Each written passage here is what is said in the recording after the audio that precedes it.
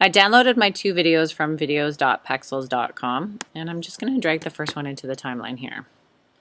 You'll notice that there's an audio file attached to it. Click on it, hit delete. If you can't delete it, it means they're locked. They're linked together. Right click, hit unlink, and you'd be able to unlink them. And then you would just click on it and delete. Dragging the second one in, and I'll put this clip above. And I can see that it turns into the second one right about there. So I'm going to razor tool it. I don't want the second half.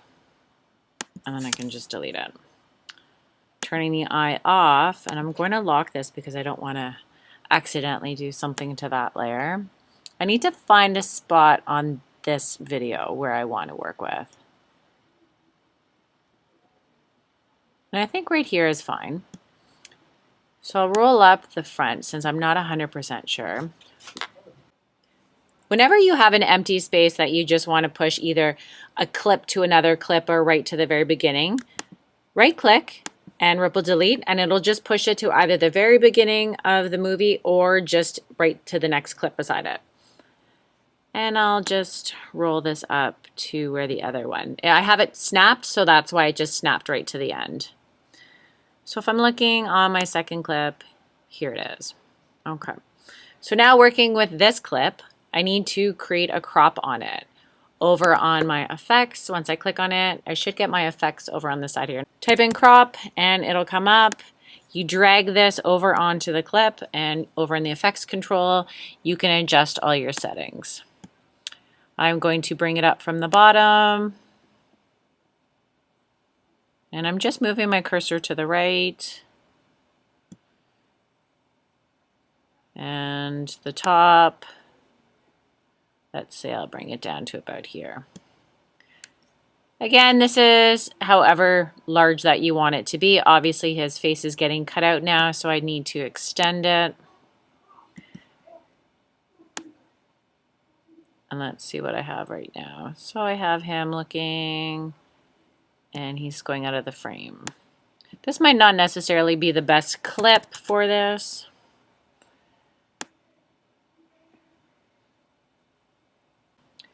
And then I'm going to lock my second one and work with this top one. I need to turn the eye on it so I can see what's going on. So here I have my other clip, and I'm going to put a crop on this one. And if I want to move it on the window, you can double click on it and you can actually just move your position.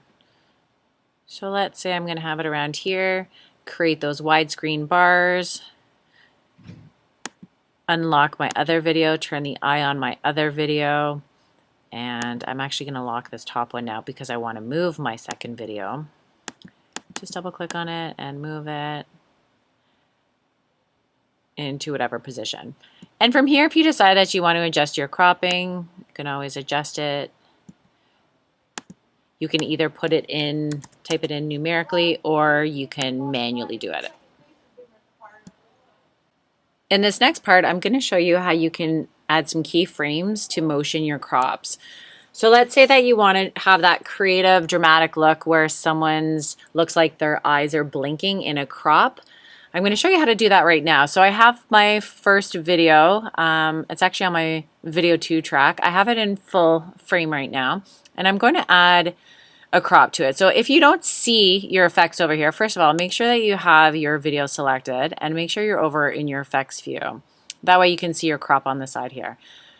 Whenever you want to start to add a keyframe, you have to click the stopwatch, but I'm going to scrub back to the very beginning of this video here to make sure that my first keyframe, I want it to start then.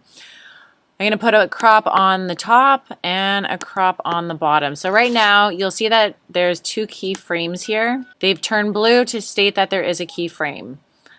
I will scrub over a bit now, add another keyframe. And right now I have them both set to 0%.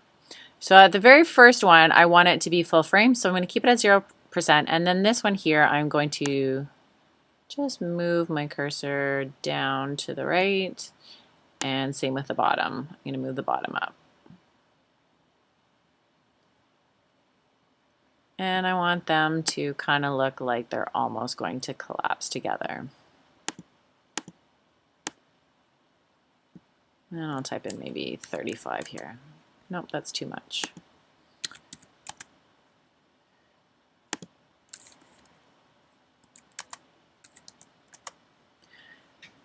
You can actually have it fully closed, but I'm just going to keep it at this for now.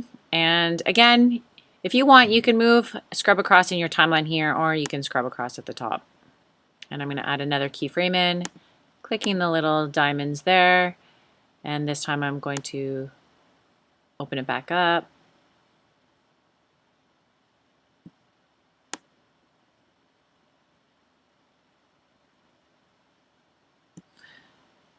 So if I scrub from the very beginning, you can see it's creating that dramatic look, and it's opening back up to about here. Now that we have keyframes in for our cropping, I want to show you how you can add keyframes for your opacity. So just going back to my first keyframe, I'm going to add an opacity keyframe. So clicking on my stopwatch, I have it set to 100%. Right now I'm going to set it to 0%. And moving over to the second keyframe, I will have it at 100% and forward, let's see. So I have it fading in, cropping, and then fading out to here. And if I want to fade it out later, I could even add another keyframe and have it down to 0. So scrubbing back, fades in as it's cropping. And then I realize, hey, I need to actually drag this further over because I need to have it not fade out at this point.